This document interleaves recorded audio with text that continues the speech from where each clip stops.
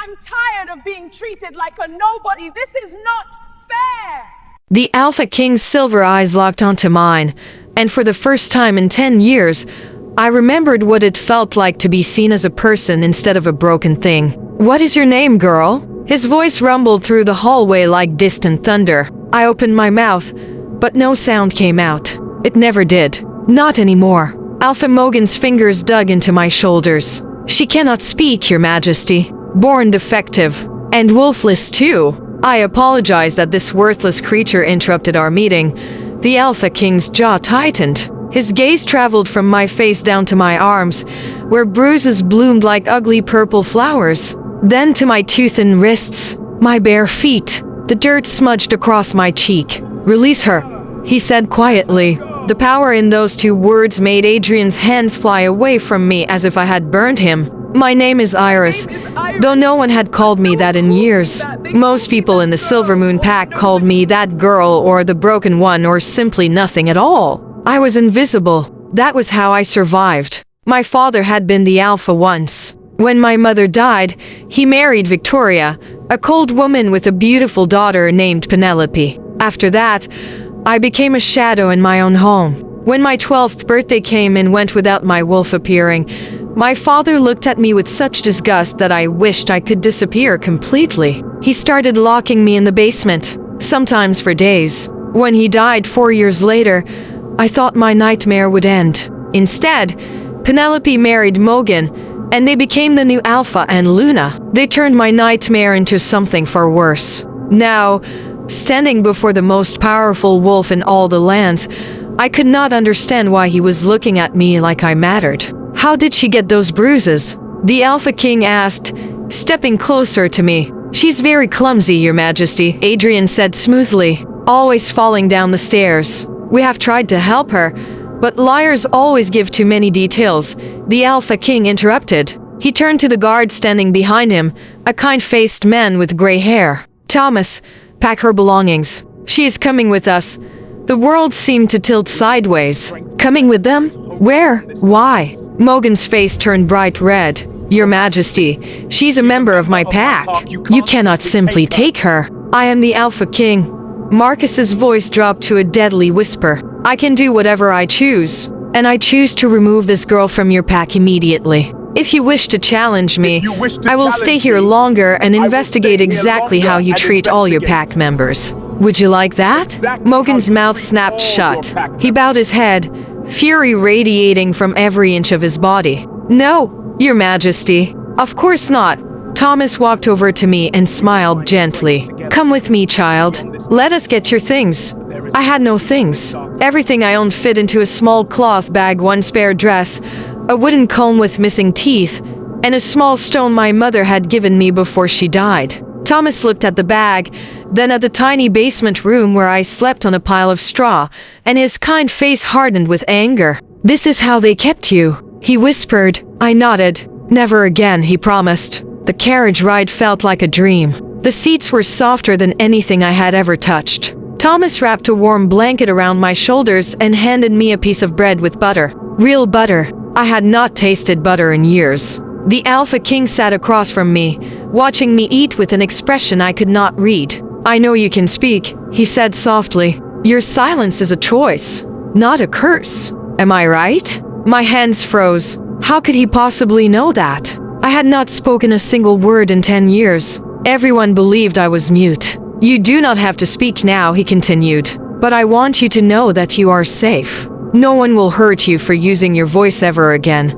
Tears spilled down my cheeks before I could stop them. I covered my face with my hands, ashamed of my weakness. "Do not hide," the Alpha King said. "You have survived terrible things. Tears are not weakness. They are proof that you are still human, still feeling, still alive despite everything they did to you."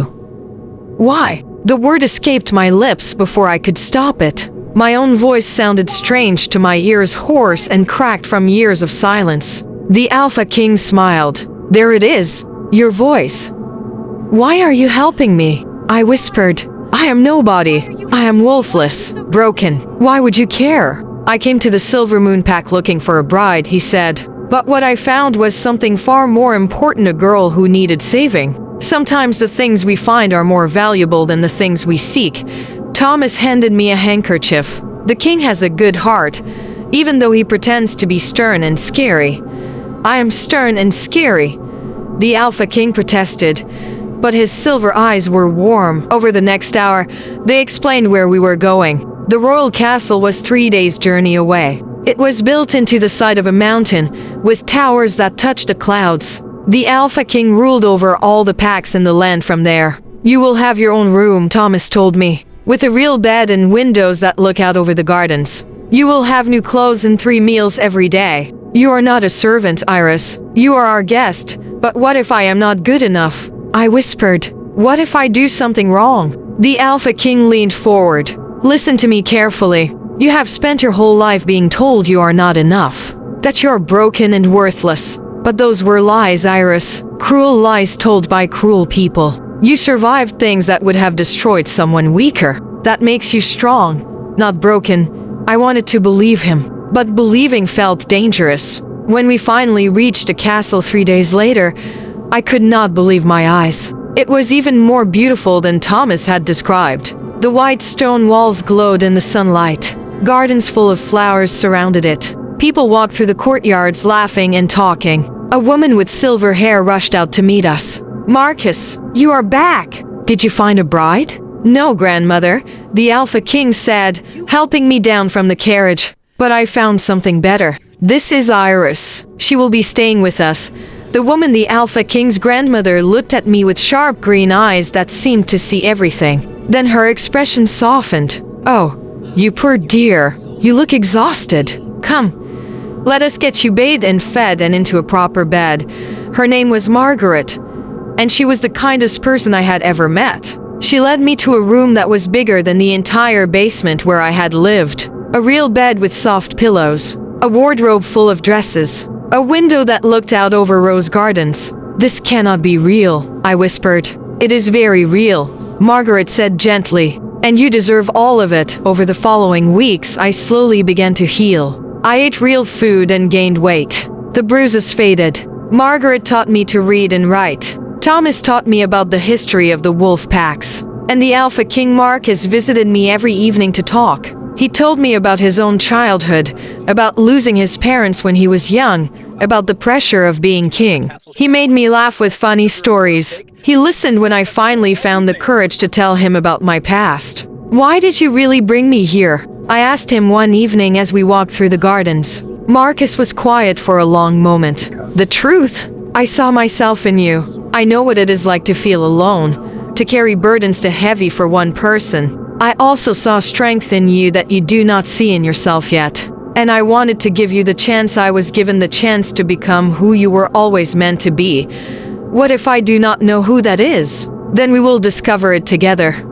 3 months after arriving at the castle, something miraculous happened. I woke up one morning with a strange feeling in my chest, like something was waking up inside me. I gasped as warmth spread through my body.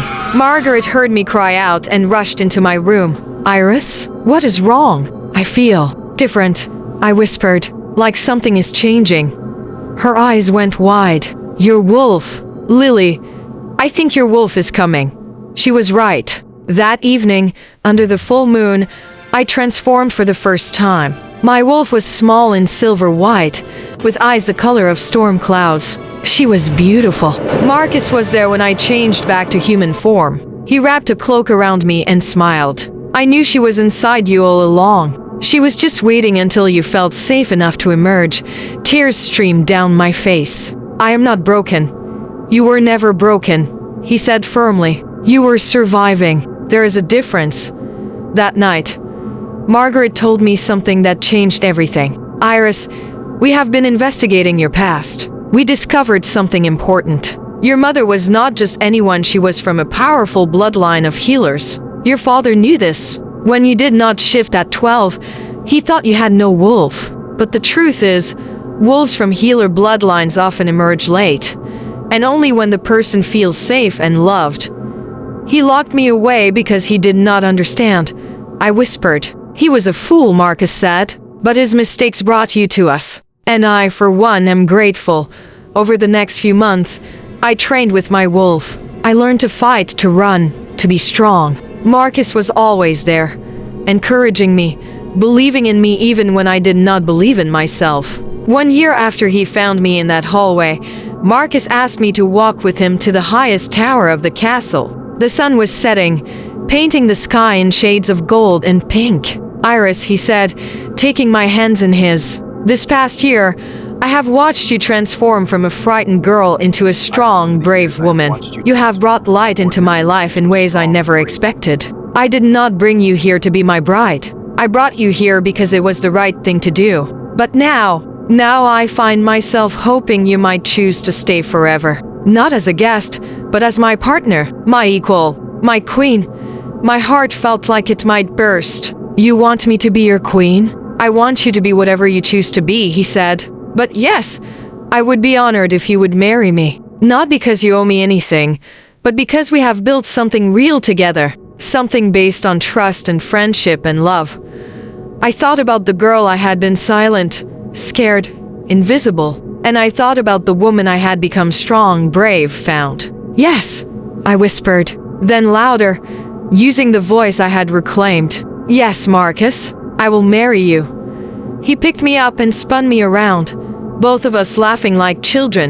6 months later, we married in the castle gardens. Margaret cried happy tears. Thomas walked me down the aisle, and when Marcus kissed me, my silver wolf howled with joy inside my chest. I was no longer the unwanted daughter. I was no longer broken or invisible.